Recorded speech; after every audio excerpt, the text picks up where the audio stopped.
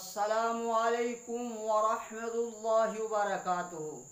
हज़रात गिरामी, आज का मौजू है सहाबा किराम रज़ी अल्लाहु अन्हुम अजमाइन अल्लाह के महबूब मकबूल बंदे थे।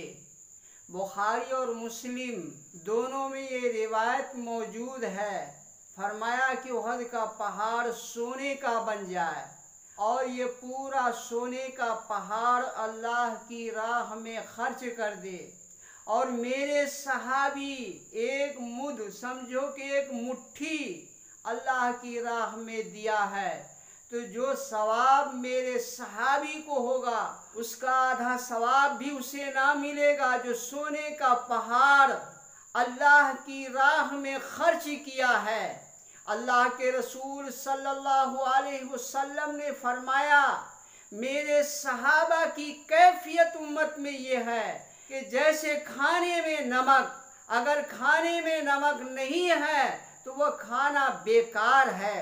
निसई शरीफ में हजरत उमर रजी अल्लाह अन्हु की रिवायत है, पैगंबर अलैहिस्सलातु वस्सलाम ने फरमाया कि मेरे सहाबा की ताजीम करो इस वास्ते कि वो तुम में सबसे बेहतर हैं।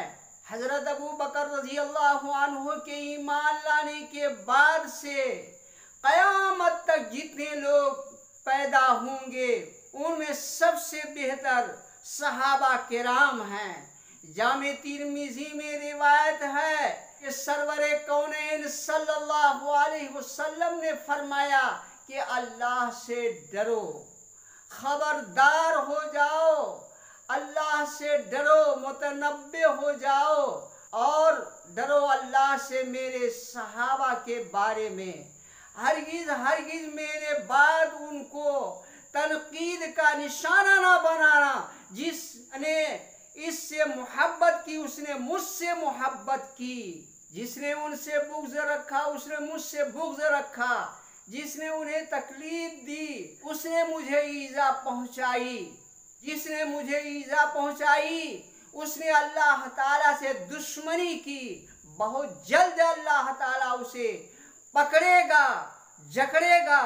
इरशाद नबी सल्लल्लाहु अलैहि वसल्लम है कि अल्लाह ताला ने वही के ज़रिए मुझे बताया कि मेरे सहाबा आसमान के तारों की तरह रोशन है, उनमें जिसका हाथ थाम लिया जाए वो सिराते मुस्तकीम की तरफ ले जाएगा।